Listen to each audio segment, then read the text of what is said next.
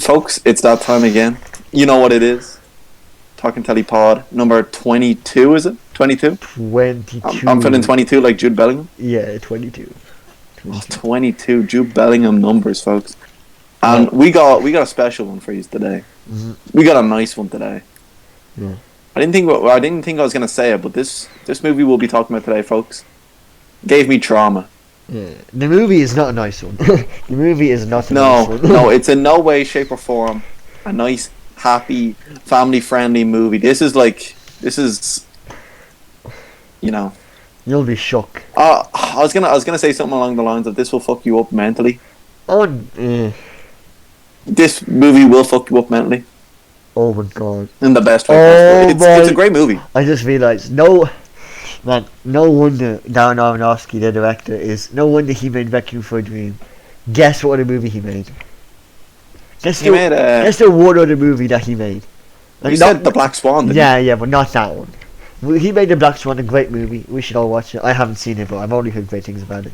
A quick tangent. Guess what movie he made, Darren Aronofsky? Oh, guess. Just guess. Take a wild guess.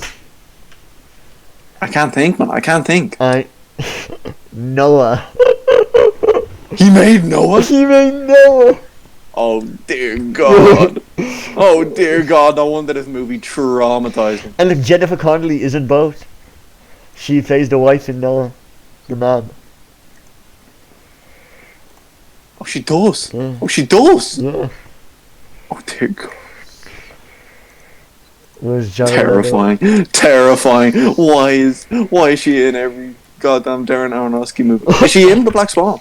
No, she's not in The Black Swan. No, in The Black Swan. That would be crazy if she was in The Black Swan. Because you always hear like. Wait, but guess who is in The Black Swan? Who? Hector Salamanca. Hector Salamanca is not in The Black Swan. He's in The Black Swan. Why is he in The Black Swan? I don't know. He's here, right? He is here. I don't know how. He might literally just be in one scene, but he's here. He's in it. Why is he? Let's dig into that confusion. Let's actually get into this. I think I was more amazed at goddamn Hector being in Black Swan that actually gave an introduction. But yeah, folks, this movie, it's a great movie. Amazing movie. Mm-hmm. But it's so fucked. So, you're probably asking, what is this movie? I've never heard of this movie. Who the hell is Darren Aronofsky? Why are we not talking about his masterpiece, Noah? Well, here's why. So, basically, this movie, I would say, is the equivalent of a darker American Trainspotting. And we'll make the comparison later, more in depth. But now, I just want to give, a brief explanation. So, basically, it's starring Jared... It tells... basically like a story of these four main characters, and these four main characters are together most of the time, but it goes along. The whole movie is about addiction, how it can change a person. Obviously the cons of it, because there basically is no benefits of addiction, and just how it affects a person mentally, physically, emotionally, and in every single way possible. So it's a fairly stacked movie for what it is. Released in 2000s, basically made nothing in the box office. No one saw this movie. It's got the four main characters are Jennifer Connelly, playing Marion, Jared Leto, playing Harry, Ellen Burstyn, playing Sarah, Marlon Wayans, playing Tyrone, and also Hector Salamanca is like a very, very, very, very side character that appears for like one or two scenes.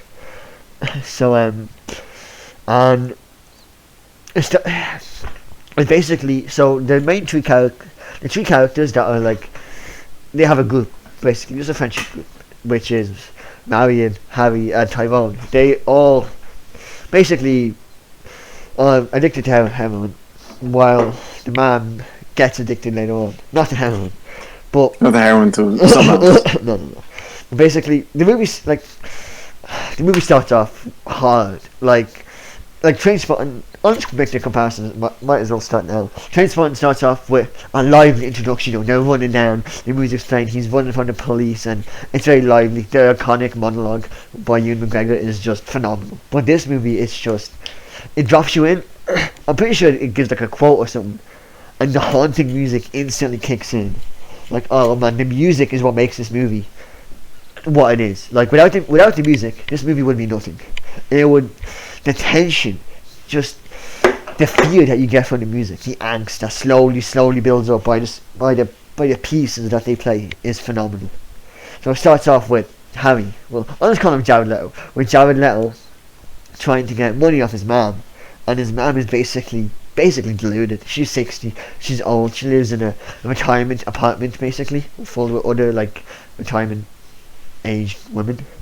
And he basically steals her TV, and she doesn't want him to, but she says it's fine. And she says one or two things about talking to her dead husband, and we're like, oh, what a scumbag, Jared Leto does. He's stealing from his man just to feed whatever addiction he has, and he does it. He goes to sell it to Hector Salamanca, and then his man buys it back, and it's just, I don't know. It's just when you just see something like that. It's heartbreaking to see straight away just the horrible relationship that mother and son have with each other. But it's the way it's depicted that kind of hits you the way it starts, where the movie is split into two halves, like the screen. One half is the man locked in the closet, not wanting to get out, not wanting to see her son even act like this. On the other side, you have Jared Leto taking the TV, saying it's fine, ma, it's only going to be this one time, I promise, and no problem. And basically, the movie, it starts off light for what this movie is. Like, it's not light, but for what happens later, it starts off relatively light. Basically, the main point of this movie, the main crux, is, as I mentioned, addiction. But there's two plots. The first plot is Jared Leto and his mates, his girlfriend and his best mate Tyrone. They're broke. Like, they're broke in, what is it, Brooklyn? Right? No, Boston? They're in Boston. Yeah, Boston. They're in Boston. Look, ma, I'm gonna get you the money, ma. I'm gonna get you the money, ma. Yeah, they're pure Boston. But Brighton Beach. Yeah, the three of them, they want to make money, and they also want to have a good time. And they concoct this genius plan where they buy a pound. Well, they buy a pound from this guy that they know, that Tyrone knows, through his like gang affiliations, and they get it, and instead of them just doing it, injecting it all into their veins, they plan to sell it at a better price, and they slowly make money, and it's very hopeful. It starts off, Jared Leto and Jennifer Connelly, they want to basically, he wants to fund her. She is, they never go into detail too much, they would like to keep things fairly vague, but her parents are financing her. She seems to be a lot more educated and comes from money in comparison to Jared Leto. Her parents financed her, and they own a fashion line, and they have a big company. And Jared Leto, he loves her so much, he's willing to finance her shop, her clothing line that she wants to make. And they're all in love, they have these dreams, they have these sights. And, well, the movie is called Requiem for a Dream. The Requiem being the music piece that is played during a funeral. So one could interpret the title of the movie as A Funeral for a Dream, or The Death of a Dream, which is basically what the movie is about. And the other side of the main arc is the mom. And the mom, she's sitting alone. She says she has a life, but she really doesn't. And she talks about it later. Her friends are just shells. She's by herself. Her son rarely visits, and when he does, he's a junkie. And she doesn't know what to do. She just watches TV, sitting at home, waiting to die, basically. And then she watches her favourite show. Oh, what was the show called? Do you remember? Juice. What was it? Was it just called Juice, or what was it called? Oh, no, it wasn't. It wasn't just called. Alright, well, let's just call it the Juice Show, because I don't. Juice by You. It was like Juice by You. And let's just say. I thought the guy's name was Hugh. I thought it was like Juice by Hugh. No, it's you. Well, I was like, basically, it's like a self-improvement show. Yeah. That's what it's been. So like highlighting, you know, the good people in society. It's, you know, basically like a self-improvement show. You know, oh, you need to do this if you want to get successful. You need to do this if you want to be famous. You need to do this to get on TV. Presented in the most weirdest way. Like, it looks terrifying. It's all dark. The granny's watching, she's sweating, and they're like, juice by you, be excited, juice by Sarah, oh, juice. Like, it's you're on edge watching this goddamn shit. And their mom, basically, she gets a phone call one day, and it's, oh my god, you won it. She's like, what have I won? No, stop. But the guy's like, you won. You just won the appearance on a show, the Juice by You show. You're gonna be on it. Like, give us a mail, send us a letter with all your info to here, and then we'll call you right back, and we'll get you on the show. And she's like, oh my god, I'm gonna be on TV. I can finally do something with my life that I haven't done for ages, because she's by herself. She doesn't want to. She has nothing to do, basically. And she realizes she needs to find something nice to dress. And she finds this beautiful quote, in quotation marks, this beautiful red dress that she wore. Was it high school or a wedding? It was to his high school graduation. Yeah, to her son's high school graduation. Wore the Harry's graduation. Yeah. And her husband loved it. The way Seymour looked at her when she wore that dress. Oh, it was a thing of passion.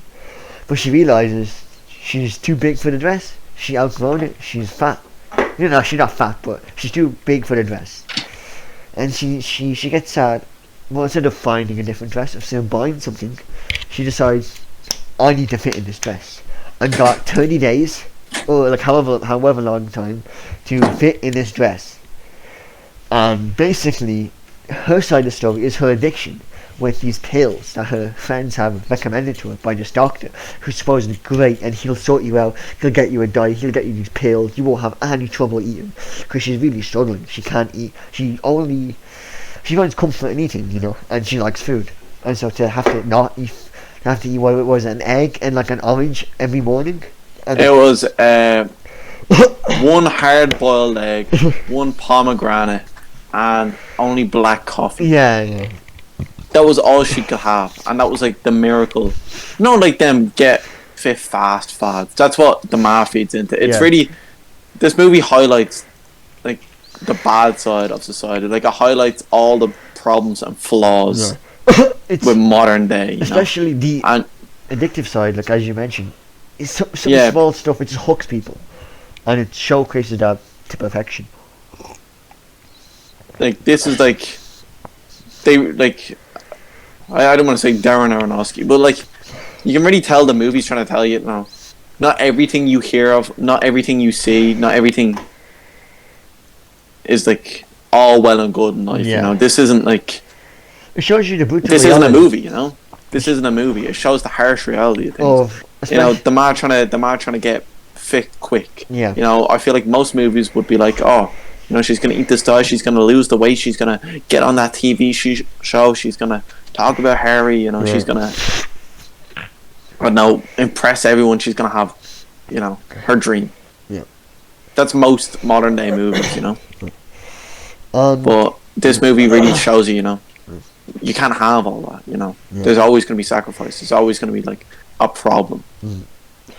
You know, like everyday life. You know, you can't fucking eat a hard-boiled egg, a pomegranate, and drink black coffee and expect to be happy. Yeah. You can't change what you love. It's really, these characters take shortcuts to get what they want, you know? Like, the three make, I just call them the gang, the group, they want to take shortcuts. They don't want to get a job, they don't want to put in the work, they want to buy drugs and then sell them in a different place to quickly gain money. The Ma wants a shortcut. She doesn't want to put in the work. She doesn't want to actually have, you know, a determined will and eat something better or exercise, even though she's old. She wants to have these pills. She wants to get it done quick and now, because she needs to be on that show and she needs to use this dress, you know. And the movie takes place in 3 different seasons, right? It doesn't show spring, I'm pretty sure. Yeah, it takes place in summer, fall, and winter. Yeah. So I'll just briefly cover them, because the movie is gradual. Well, each season is basically, how do you say? It's a massive change in the movie. The movie changes humongously in mind the seasons. So in the summer, their mom is taking the pill and she's feeling great. I don't remember. She's losing the pounds. She's losing weight. She's losing the pounds. She seems a little bit kooky, but the pills are working. She's just a bit more hyper. She's more active. Her friends are thinking it's really good. She's sending a letter. She's enjoying her life, and it's all looking good. The group, I mean, they're all loving it. I mean, they have money. They got their money. They get their own place. They're putting it in the shoebox. They're looking nice. Everything's looking good. They have great ideas. Tyrone's loving it. And I'll just quickly mention because I forgot. Right when they got the pound, I think you see the first crack. You see basically them giving into their inhibitions, and it's basically their desires. And when they get the pound, and they have it, and they're smoking weed, they're chilling. Tyrone brings the pound, and Tyrone's like, "All right, we got it. We're gonna start tomorrow." And they're like, "Cool." And then Tyrone's like, "All right, I want to try it first." And Jared Leto, Harry, is like, "Whoa. We don't want to try it. We want to sell it. We don't want to use this." And he's like, "Well, how do you know if it's good product? How do we know if it's actually what our customers want? Huh, Harry?" And they're like, "You know what? Maybe we'll have a bit." And then they do have a bit. They do take it, and they get high and they start busting down. They quite literally start busting down. Oh, it's hilarious. Like Tyrone is breaking out the moves. And they're having a blast, but it's the first chink in the armor. And basically, summer's great. Everyone's loving life. And it's basically, I'm pretty sure summer goes great. Like Harry visits his mom, and there's a brutal scene in it where he visits her, and they're both basically lying to each other the whole time. The mom is saying how she's going to be on the show and how she's doing good, and he's saying how he's got this job and he'll visit her really soon with his girlfriend, or he'll have kids, and it's going to be so great. And the mom he says he has a job in, what is it, the transport business. Yeah. He's got a job in the transport business, man. He's doing good. Distribution. Distribution. Yeah, that's what he says. Oh, he's got a job in the distribution market, man. He's going to do well. And then the man actually tells him that she's on these pills, and he's like, "You're on uppers, man? How could you do this? It's gonna ruin your life." And she's like, "Oh, how?" And you can see her jaw. The man is. Oh no, her jaw is clicking. It's like she's like grinding her teeth. Word? She's grinding her teeth and her jaws, and she's like, "Oh no." And he's like, "What's that sound?" "It's your jaw, man. It's you." And he basically tells her, like, he knows what it's like. He doesn't say what, but that he knows that don't trust the doctors. But she's not listening, and she hits. Yeah, it's like how can you trust? How can I trust you over the doctors, Harry? How can I trust your opinion? You don't know. You're not a doctor, Harry. You're not. It's the monologue that she gives. She hits him with the. Like, she's like, "I need to be on the show," and he's like, "It's probably a scam. Like, why do you care about this on the show?" And she hits him with the monologue. She's talking about her life. Like, what is she doing? She's sitting here, waking up, eating her normal breakfast, meeting her friends that she barely likes. If she wasn't taking these pills, she didn't like going outside. She just watched TV all day. Her son doesn't visit her. Her husband's dead. She says she's basically dead. Like, why is she alive? What's the point? And that this show has finally given her a reason to get up. And it's a heartbreaking monologue, because, I mean, it's true. And you do find, I think it's the fear, it's a natural fear of, even when you, like, not only how many people experience the situation, but, like, if you think of what you will be doing when you're older, it's a horrible situation that many people definitely will and currently are finding themselves in. And I really hope that older people can find the meaning and hopefully enjoy however long they have left, or however long they may even have later. And I don't know, to me it just hit me. Like, listening to it, I'm like, damn, this is, it's heavy. It's some heavy stuff. And then it really is. It's really heavy. And then fall comes along, and then basically they. See, I don't want to get things confused.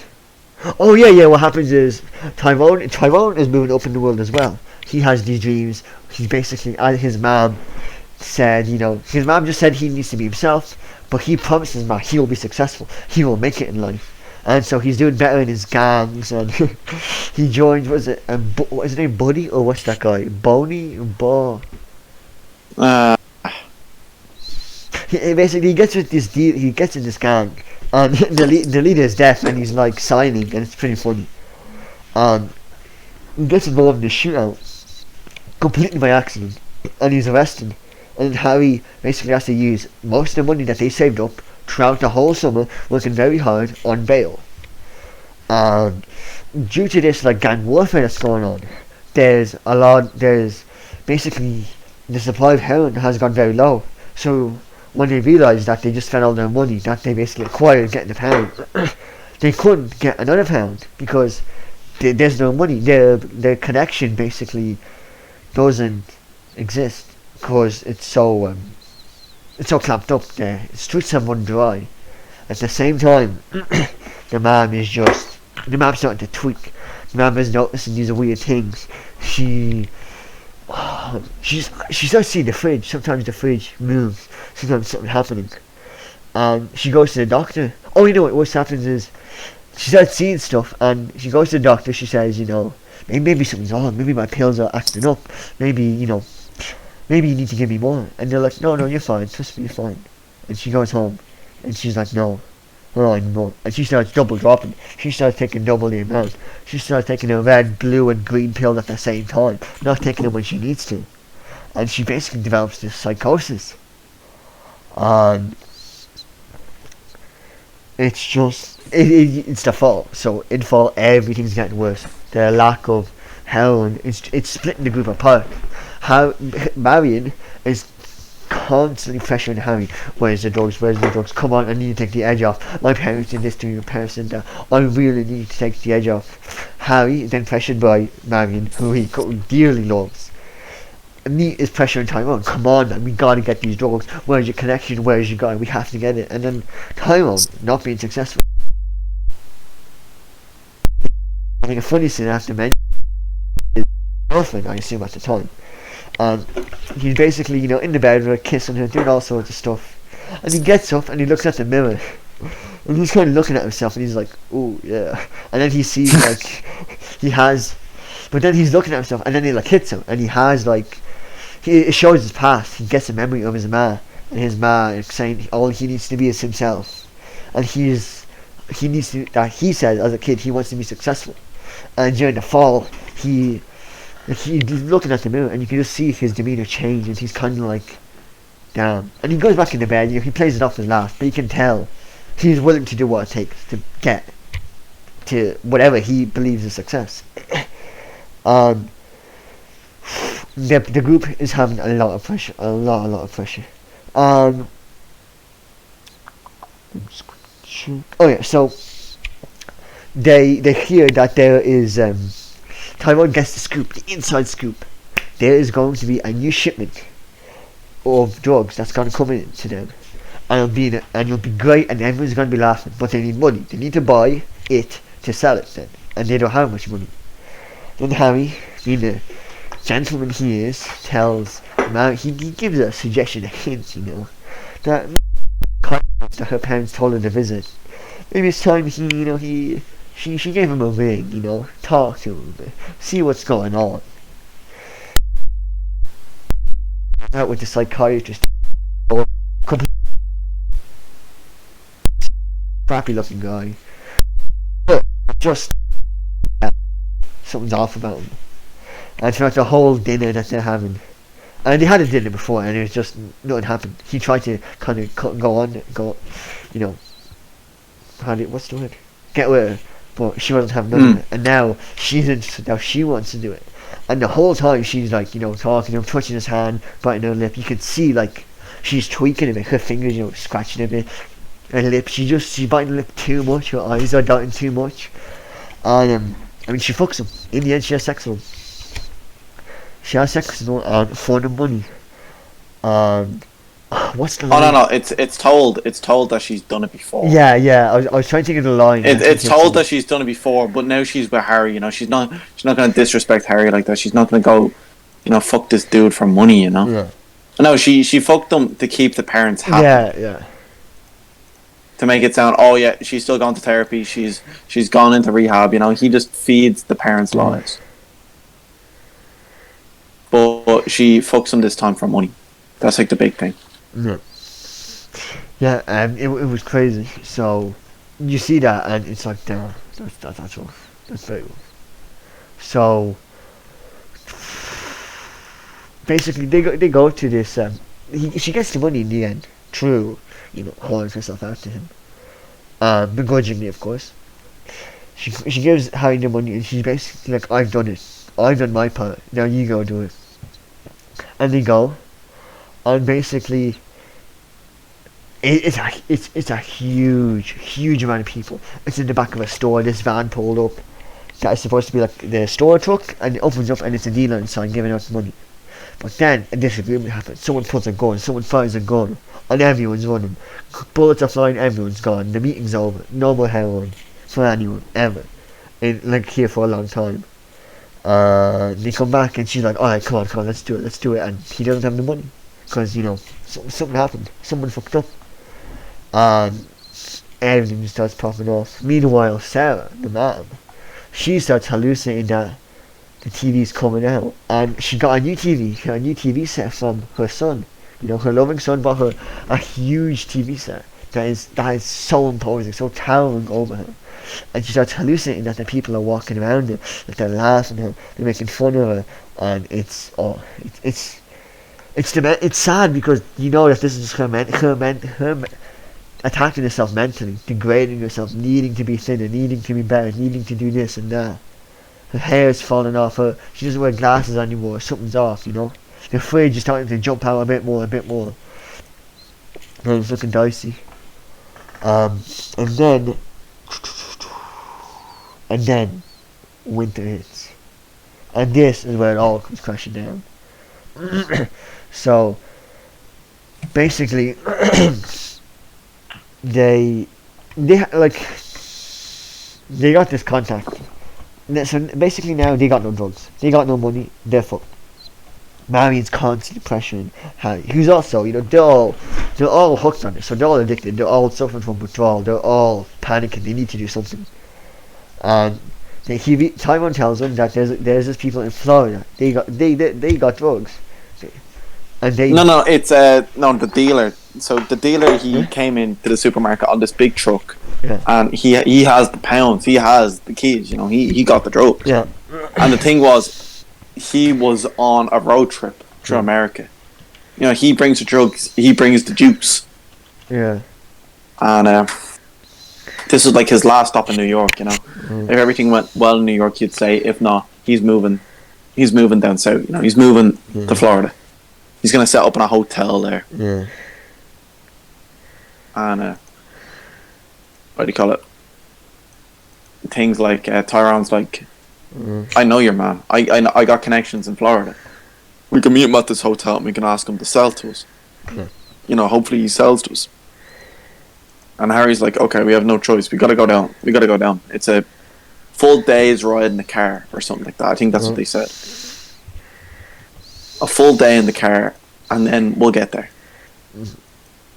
And that's why they decided to leave New York, because they said, hopefully we'll be back to Marion in 3 days. Yeah. And Marion's not liking this. She's like, you can't leave me. You cannot leave me during this. Wait, this is crazy. And he basically turns to her and goes, you can either wait or you can call this number. And this is a guy Tyrone talked about once or twice. And this guy, he loves pussy. He loves the girls. And he is willing to pay for a good time. And so it happens. So the two of the boys, they're going down to Florida, and it's taking them a while. It's not really going well. And while this is happening, we've seen throughout the whole progression of the movie that Harry, he's been basically taking heroin in the same place, and he has not been train spotting, ironically. Train spotting being the act. Train spotting is if someone has basically multiple dots alongside their arms in a form of train tracks. So 2 dots parallel going down.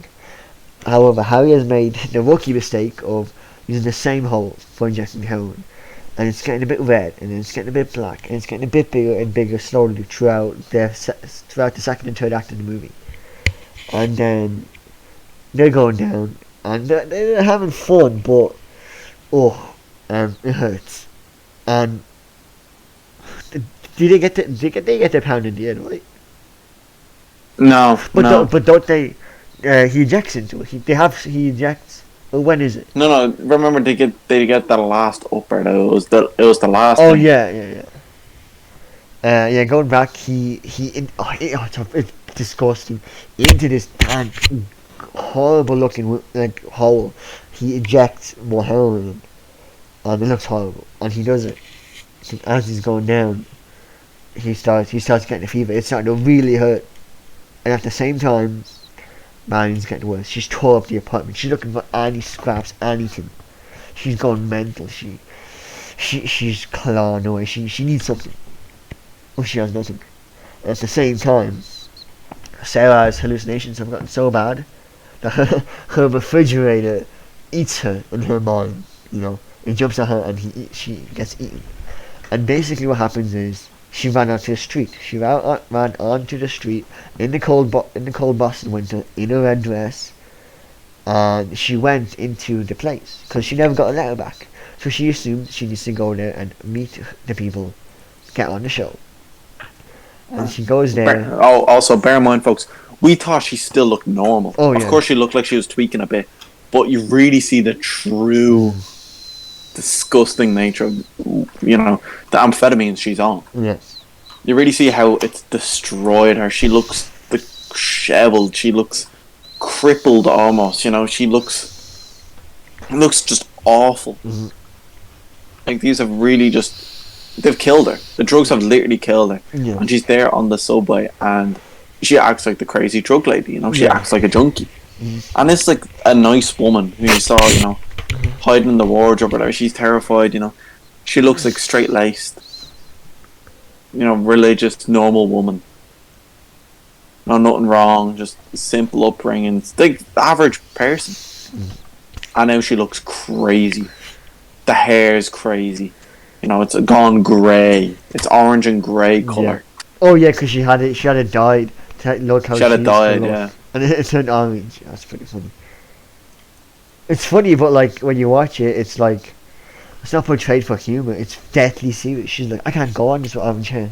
Like her friend that dyed it, she gives this like weird grin. She's like, oh no, it's fine. Trust me, it looks nice. It's good.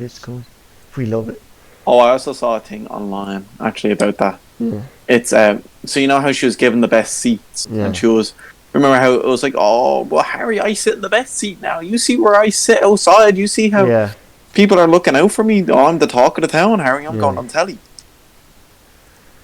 I saw something about that, and basically it was saying that like the saying, the people who put you up are always looking for a way to bring you down. Yeah. That's what was happening in that situation. They were all waiting for it to fail. Yeah. So she'd be better talk, and that's why she had the orange hair. They told her about the amphetamines. They told her about this. They told her about that. Because they were all waiting for her. They wanted to use her as an example. I mean, I feel like if I can have nice things, I don't expect you to have nice things. I think they might be a bit too dark. I don't think they on purpose did. I don't think they on purpose got her hooked on amphetamines, but no. I think it was a situation of, oh, your hair turned orange, but it's amazing looking. Yeah. It looks great on you. Oh, have this nice C here. You're going to be on television.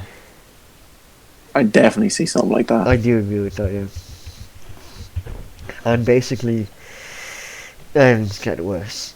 And basically, Harry, his is getting worse and worse and worse and worse. And it's gone basically gangrenous. It's disgusting. It's pussy. It's horrible.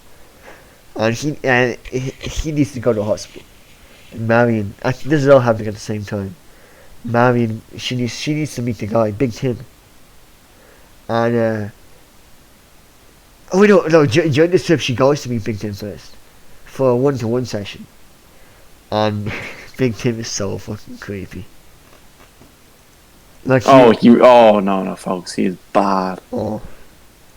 It's actually it's so creepy. It's unnerving. The guy looks terrifying.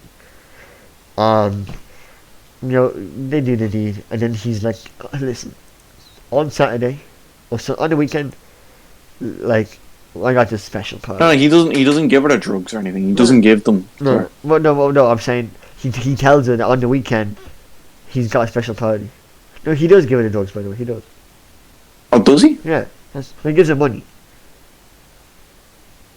Or he gives her something. Like he gives her something. I thought the whole thing was, oh, you come on Sunday, you get your drugs. No, she already got something, but she wanted more. That's the point.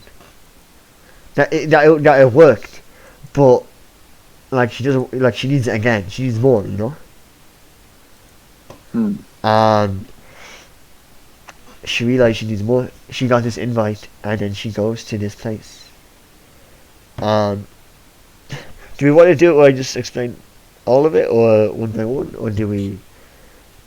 I think. Well, like I don't mind you explaining it. And then we go into it in detail. Right, so then I'll go for each character. So then, Tyrone and Harry go to the hospital, but of course they're clearly heroin users.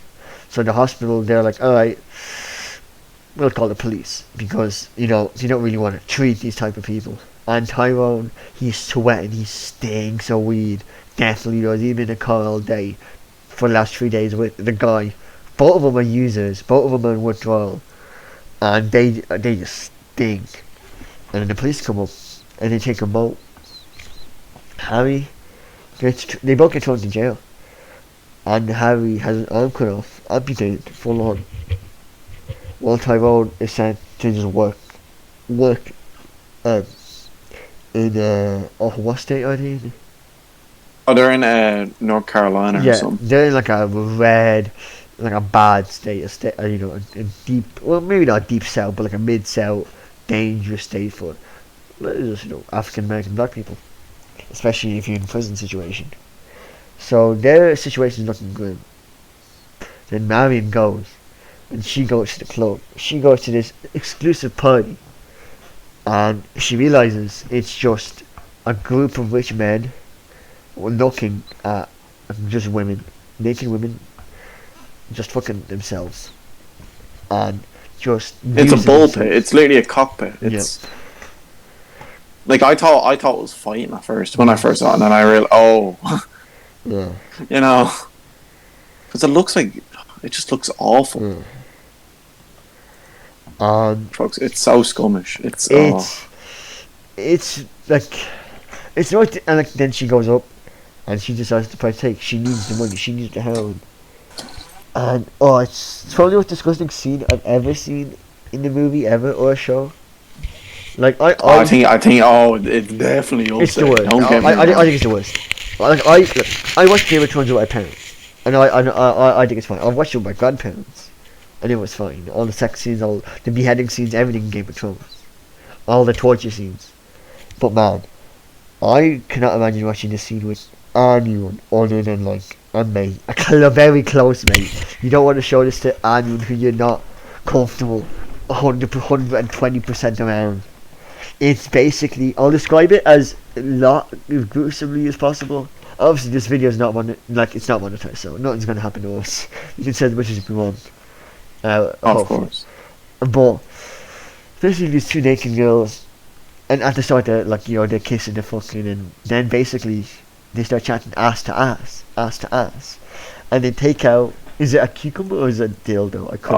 I think it's like a full on like alien looking. Because I thought it was like a stick with two dildos on the end.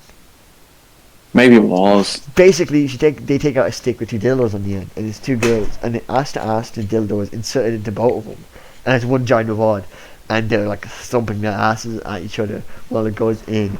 And it's so disgusting. There's vaginal fluid and saliva everywhere. The men are chanting, screaming, throwing money at them. Marion is obviously completely traumatized and basically almost like not in control of her body. Like it's just occurring, and she's almost having an out of body experience. While obviously in pain and just completely caught up in the moment in the worst way imaginable. And like then, so that's what happens to her, and then she has the party. And at the same time, Sarah goes to the she's been taken in by the police, and they take her to a psychiatric place. They've been doing some treatments. They've been trying to feed her, but she's resisting everything. She wants to go to the show. She wants to do it all. And they every time they start giving her things by injection, she pulls it out. She refuses to swallow food, and then they realize we can only do one thing: electroshock therapy. This is the only way we can do it. Which the way they get to sign up to it as well is just awful. They she's off her head, she's off her face, and they're like, okay, we're just gonna need your John Hancock here real quick, and they basically just force her to sign her. She doesn't know what she's signing. Like, you see her handwriting, it's all squiggled up. She clearly has no control, and they get her to sign it that way. And so she's completely zonked out of it. Gets basically coerced and forced to sign it. And then she does. So she gets little brain fried. And then in the end, you get to see the 3 endings. 4 endings, I guess, for each character. All of them grim. All of them see the characters basically obsessed with their delusions of grandeur. And just taken down to their earthly being that they must suffer for however long they might live. Tyrone is in prison, and he's working for it. And they're just gonna keep him for however long. He is, intent of probably selling drugs, stinking. I think he had a criminal record as well, so he's fucked for life. Working in this deep cell prison. Harry is also in prison, and they ask him if he doesn't want to call someone, and he's like, no. Like he wants to call Marion, but he's like, no, she won't answer. She won't call me back. And his sister, he calls up in his bed in prison with one arm in the infirmary, crying, knowing that he's fucked as well. I mean, he's in prison with one arm. He's gonna be just tossed around. You have Marion and Sarah, who are tied for equally the worst endings. With Marion coming home, and she curls up in the bed with her, bag of coke, little baggie of coke, and she's almost satisfied with herself that she's got it. Oh, heroin. Sorry, what am I saying? Little baggie of heroin, and she's like satisfied that she has it. And then you realise that she's just become a whore for a crack whore, except for heroin. And it's just she will go back to Big Tim. She'll be used and used and used up until she can't take her anymore. And then you have Sarah, who she's literally basically a vegetable, walking around, sitting down, still dreaming that she's her 2 only friends come to see her and they cry. After seeing her, it's that bad. Like, she's imagining she's on the show. Her wonderful son Harry and his girlfriend are there, and the grandson, and it's all great. But in reality, she's just a vegetable. And that's the movie. And oh man, it's an experience. And quite it's. It's hard to talk about because obviously we should have said like spoiler and we should go and watch it, but whatever. Basically, do I recommend someone watching this? For 90% of people, I do not recommend watching this. No, I think the average person will be heavily disturbed by it. This is not like the Trainspotting, which I would recommend Trainspotting for everyone. Everyone should watch Trainspotting, have a good time. See like the grim realities of it, but also the like. Not the fun side, but like just see the world. It's still Trainspotting's still a fun movie. Yeah, it is. It's a very fun movie. But this movie. It's the opposite of fun. It's the antithesis. This is not a fun movie. No. This is not a fun movie by any means, folks. Like, we're not saying this just a gatekeeper. No. No one, the folks at home watching this. No, we'd recommend it if we wanted you to watch it. Yeah. If you're into this type of movie, if you want to see something if you just want to see how you go with drugs, if you want to see Javelina's best performance, and see the great chemistry he has with Jennifer Connelly, if you want to see Marlon Wayans, and you want to see a cameo of Hector Salamanca, go ahead, watch this movie. However, many people are traumatized by it. Many people have nightmares, grim thoughts. The movie came out over 20 years ago, and people are still thinking about it. It's still... I feel like this is the epitome of a cult classic, you know what I mean?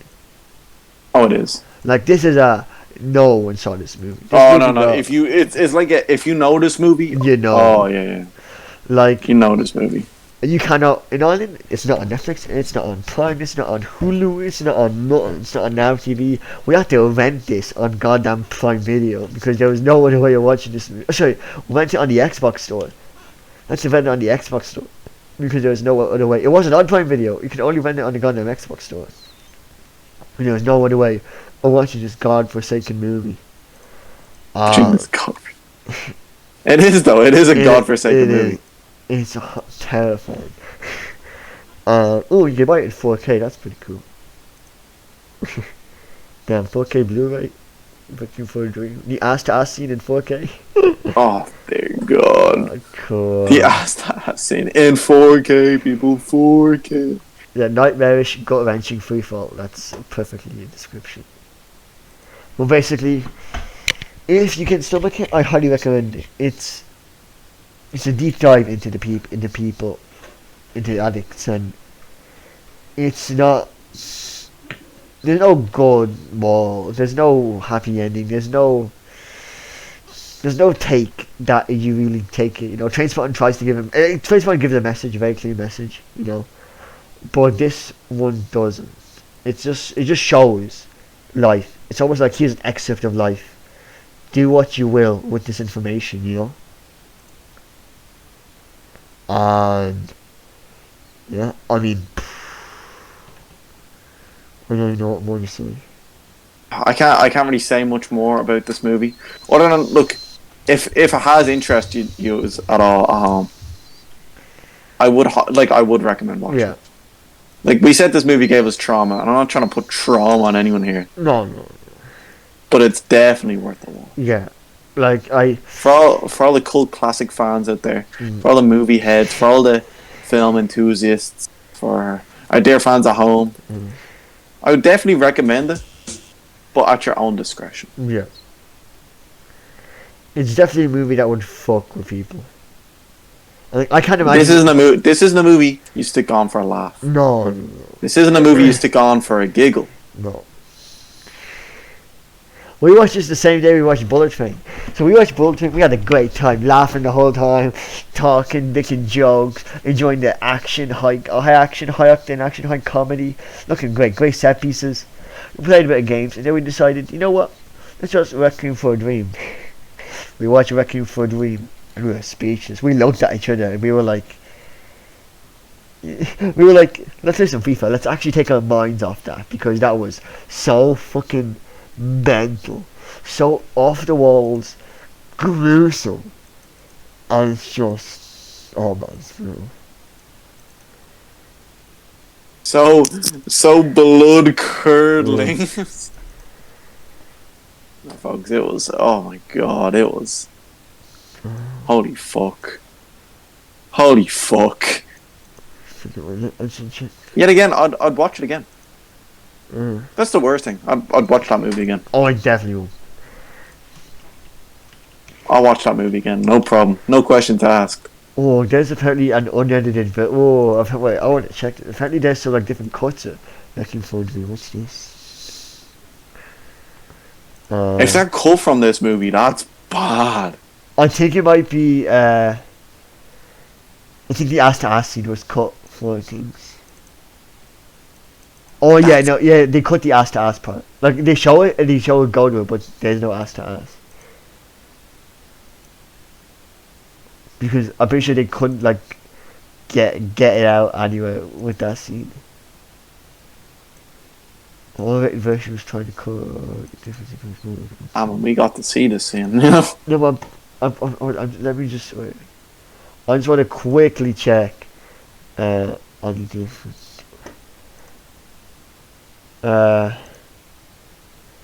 What's this?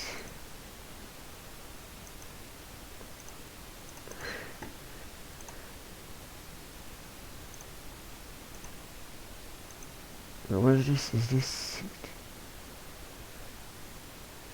Oh yeah, wait, what? Yeah, it's just the ass-to-ass scene, I'm pretty sure.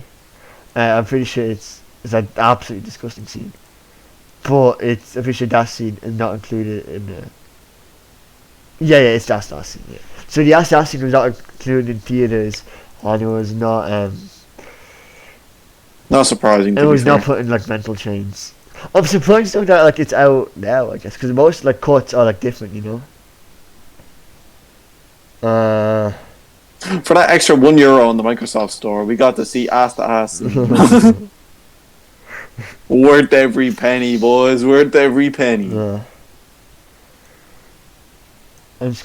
Yeah, it's literally the edited version had the shot.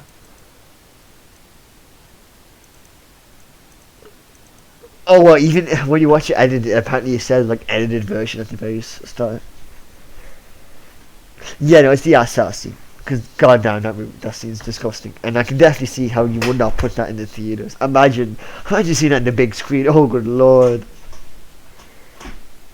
Imagine being. I'm like bringing the kids to see that movie by mistake. Imagine you thought it was like a happy-go-lucky. Oh, imagine!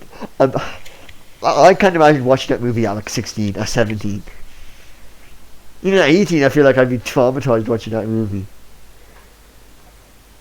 Like, holy fuck. I'd be like... I feel like a kid wouldn't know what's going on. I feel like an 8-year-old would just be super confused. But like a 13-year-old, you know? A 12-year-old. They know what's going on, but not like understand the full gravity. No, they'd be like, what? I don't get why. Oh, that's because it's. I don't get why they're taking drugs. That'd be like. Yeah.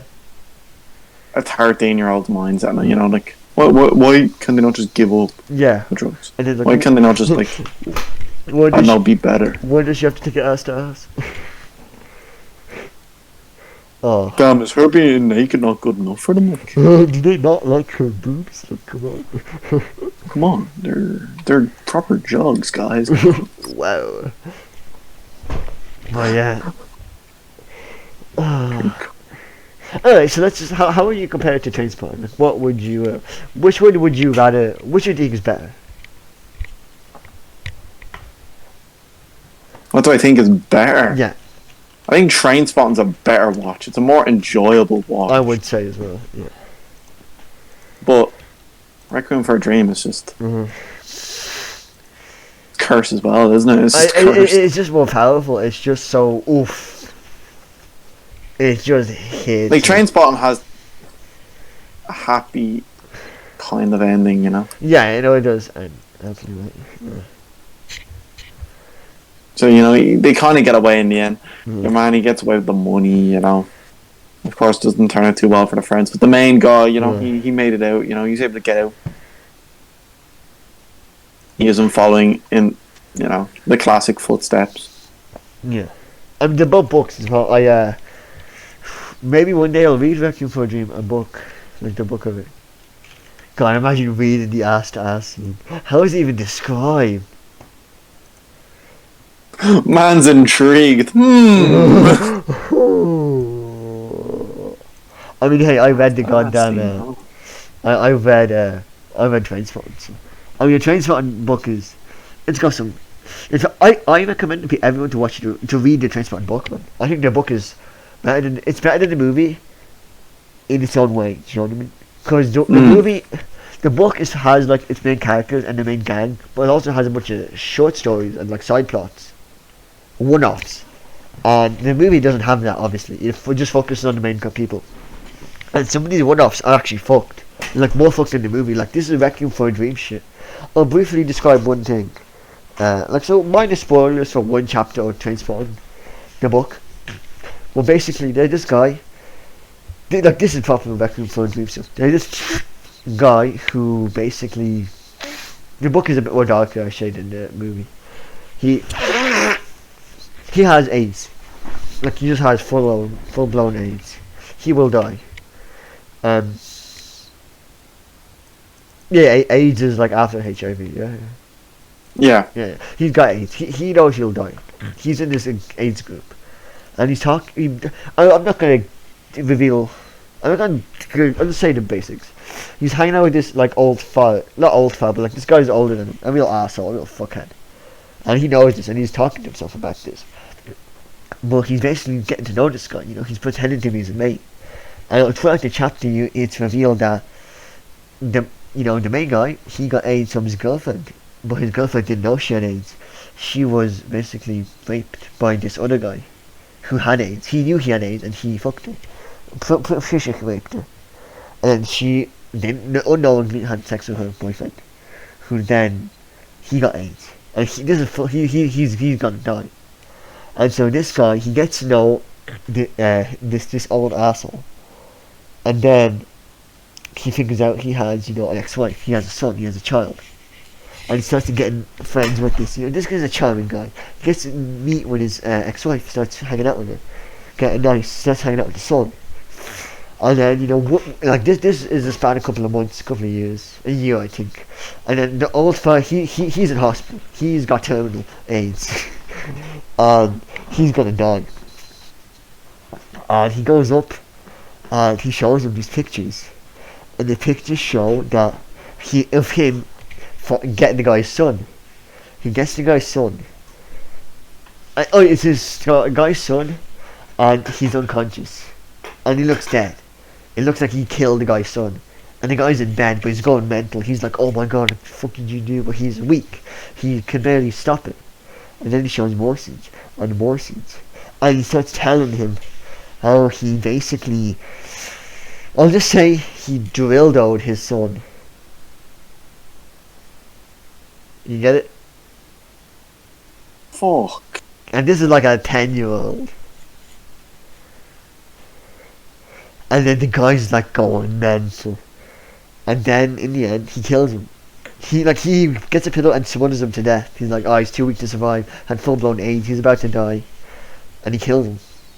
And it's revealed that the kid never died. That the kid was alive and was fine. But he had to, he chloroformed the kid. He fucking put the kid to sleep. Against his will. And staged all of this. And then showed his dad. I'm like, yeah, that's also one of I think that's my favourite Trainspotting chapter. Because it's so fucked. And so, the reveal is so mental. But, yeah, that's a Requiem for a Dream shit. I think that's a little bit worse than Requiem for a Dream. Actually, no. I could 100% see that happening. That's literally Requiem for a Dream. I could definitely see Big Tim getting Marion to do that to herself or something. Send the photos to Harry or some bullshit, Yeah. Oh, fucking hell. God damn it, not a light topic today, folks. No. Yeah. Yeah, still definitely watch Requiem for a Dream. Yeah. You got it. After this description, you gotta watch this movie. Yeah, but is that about it? I mean, do we have anything more to say about it? Right. Let's. I have a hypothetical question for you. If you were to save one person from Requiem for a Dream, save one person so they become sober, they get a happy life, wife or husband and kids, whatever you want, who would you save? Who would be like the one person you'd be like, okay, they deserve to live, I mean, I'm biased, so I just say Marion. Saying Marion for one reason and one reason only, and I know why you say Marion. Actually, I say Marion because I wouldn't rescue the old woman because she's old, she's gullible. It's she kind of did it to herself, and obviously it's horrible. It never should have happened in the first place. She never should have got those medications. They shouldn't be even legal given to them. The doctor should have paid more attention. But Hammy was a junkie. No, the whole point was the doctor knew. Yeah. That was the whole thing. It wasn't a doctor. It was a scammer, like a fake doctor. Yeah. It's what would you say? I wouldn't say Tyrone. I think Tyrone deserves to be freed the most, I think he deserves it the most. But I would just still say Marion because I'm heavily biased. Heavily biased, folks. Heavily biased. I would have said Tyrone. I think that Tyrone deserves to be saved the most. He does, because I guess he never did anything. Well, he never did anything good, but he never did anything super bad. Wasn't necessarily a bad guy. That's what I'd say. Like I think out of everyone, I think the person who deserves to be saved the least is Harry. Yeah, no, Harry really fucked himself. Harry definitely fucked himself. Yeah. I don't think Mary's in like a situation where she'd want to be saved. She pretty much. Not being bad or weird, but she has what she wants. She wants the drugs. Yes, but she shouldn't want the drugs. That's the point.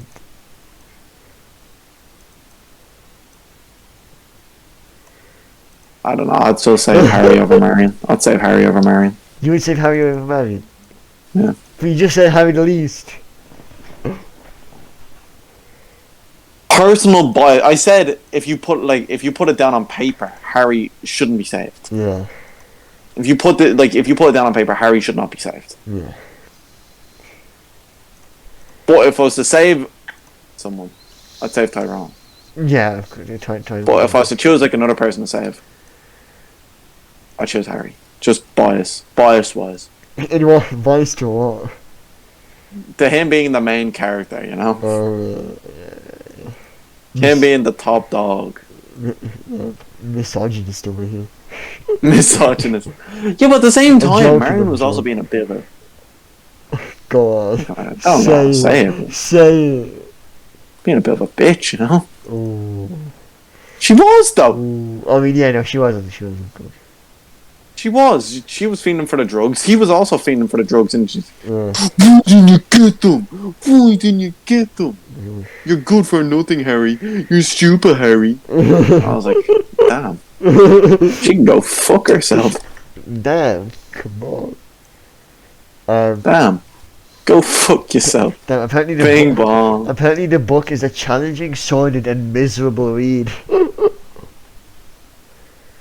That could be.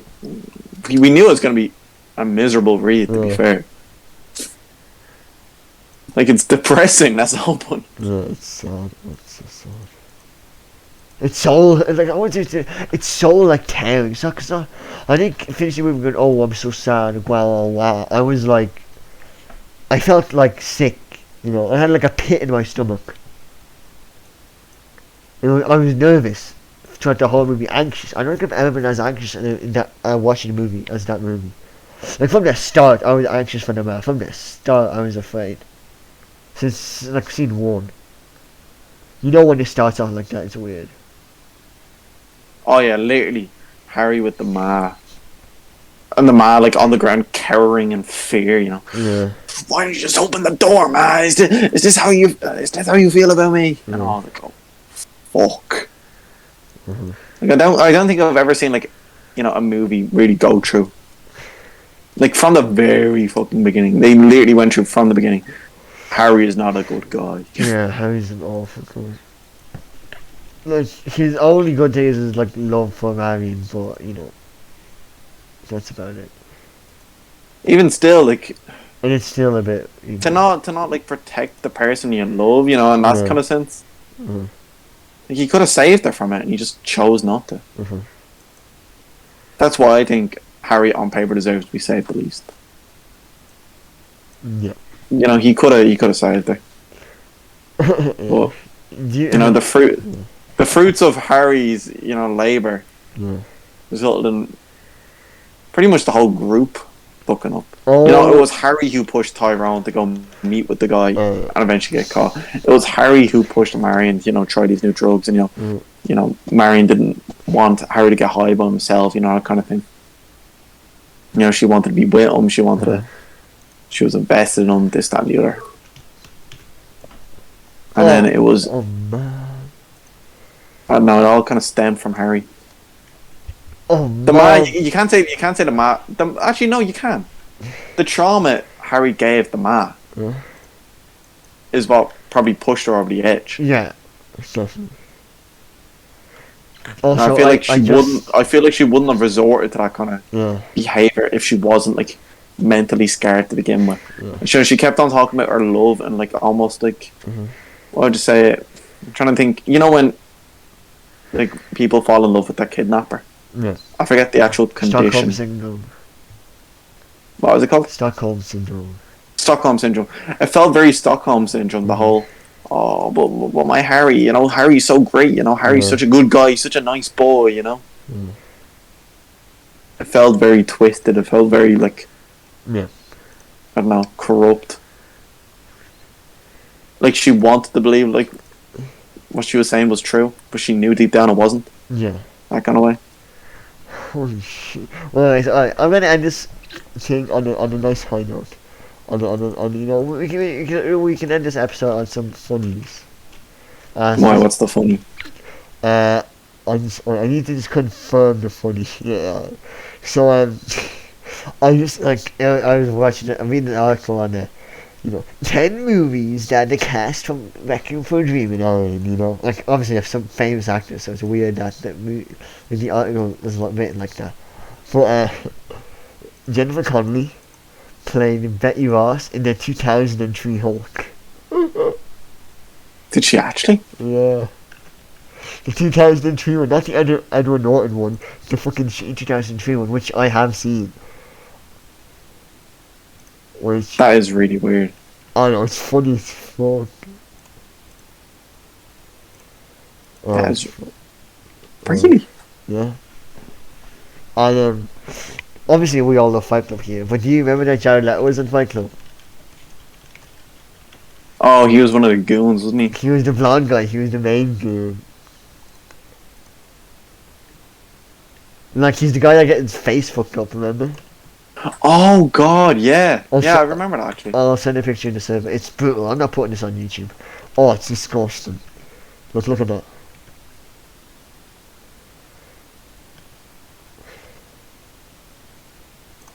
Look, he went from this to this. Oh, from that to that. If you check, that's grim.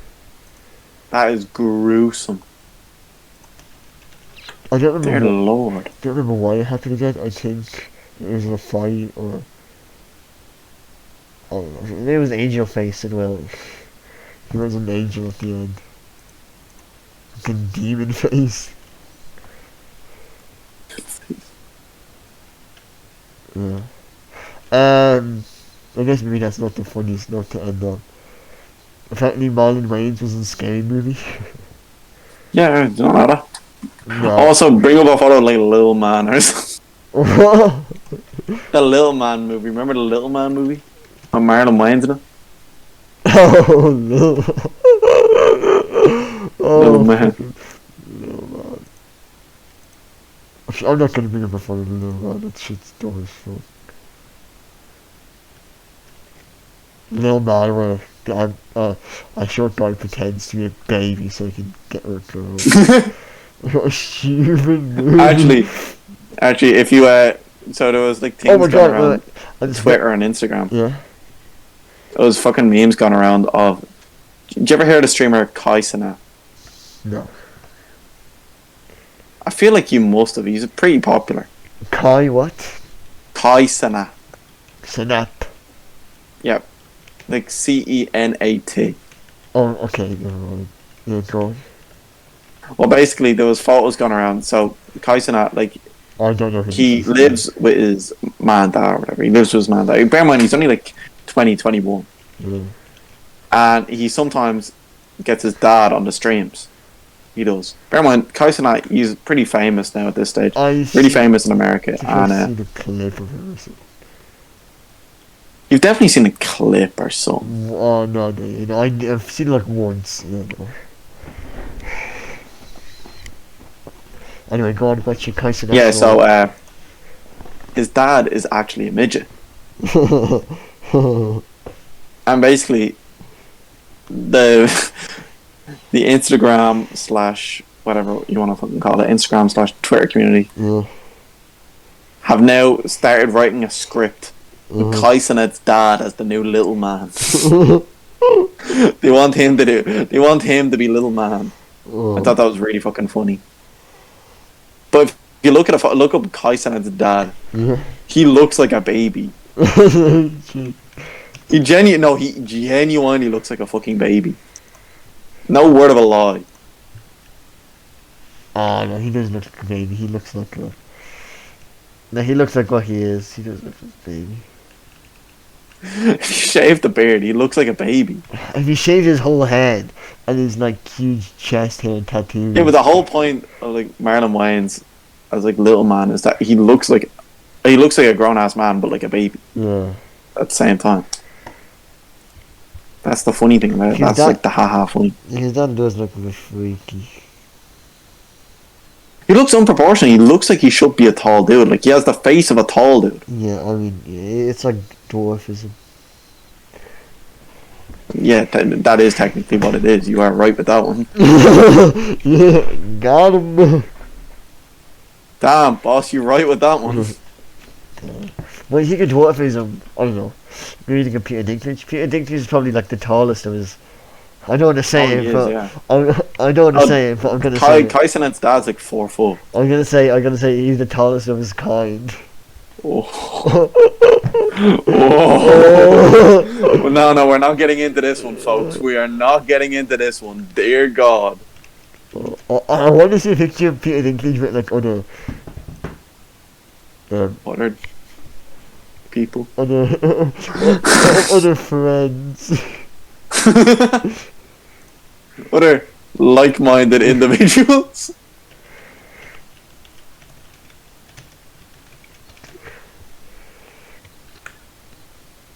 I can't seem to find a picture of Peter Dinklage and other ones.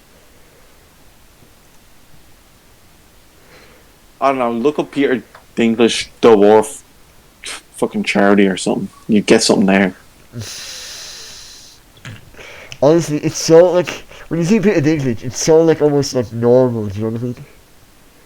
Yeah, like, I think it's from watching. It's from watching Game of Thrones. I see him and I'm like, oh, that's just Peter Dinklage. Like, it's so like normally when you see it, like as you said, it's charming. You're like, oh, like it's not in a bad way, but you're like, oh man, like that's just so weird. I see small Peter Dinklage, and I'm like, yep, that's Peter Dinklage. Like that's him. It'd be weird to almost see him tall. Oh, actually, I want to check that. Peter Dinklage. Oh, there's definitely photos out there. Peter Dinklage tall. There's 100%. Oh, it's so weird. Oh my god, look at this. I mean, it works. I can definitely see him looking like that. But it's just weird. Like, look at that. Alright, let me see now 1 second.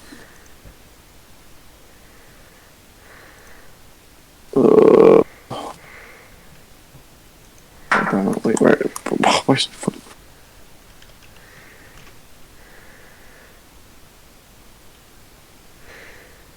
Oh my god. It looks normal. Yeah, it looks normal but also weird at the same time.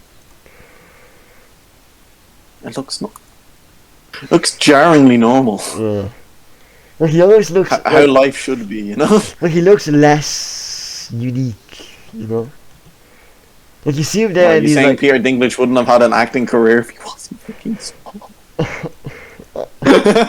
I mean, he's a good actor. He's one of the That's best exactly actors. what you're saying. I understand. Let me just check. I mean, look, that's what he does portray small people. He doesn't look like cool or interesting as he's that height, you know. Yeah, when he's his normal height. He's a cool dude, don't get me wrong. He's a cool fucking dude. We all love Peter Dinklage. We all love Peter Dinklage. He was in that Savannah movie that was advertised everywhere in Ireland. You know the movie where like the musical or something with him and like Neil Ward? You saw? No. You surely you've seen the like the posters on the Dublin Boys. He has like some sword. He looks like this. It's like them three. Like that's like the point of the movie. I cannot think of a movie like that. Look at the image I sent you. You don't remember? Like last year, there were like things everywhere. No, I don't remember this one. Oh. Well, they advertised it everywhere, and the movie flopped like so hard. The budget was 30 million, and the box office was 6 million. Damn. Which is bad. That's bad. That's very bad. That's a huge fail. They didn't even make back. They made back 1/5. They made a staggering failure. Damn. And Actually, I want to hear like what were the biggest flops of 2022.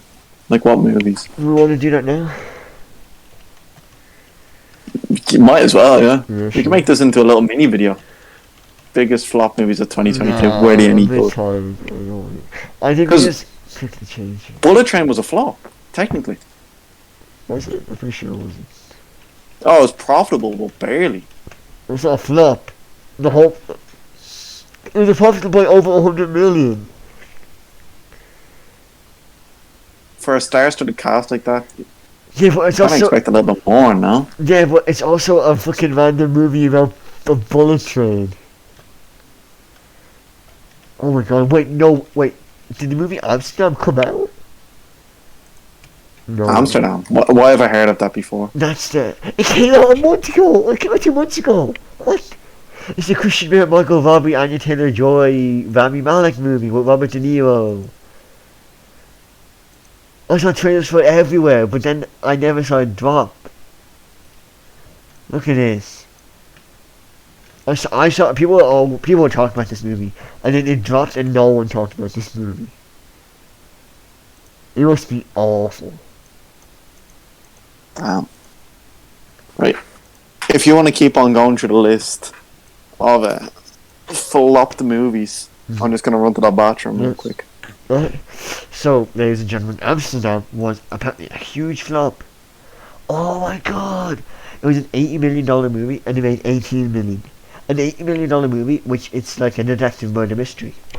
How do you spend so much on a murder mystery? That had to have been only for the cast. I mean, oh my god, this is stacked. So Christian Bale, Margot Robbie, apparently Taylor Swift is in it, Anya Taylor-Joy, Josh David Washington, Rami Malek, Mike Myers is in it, Robert De Niro, Zoe Saldana, Chris Rock.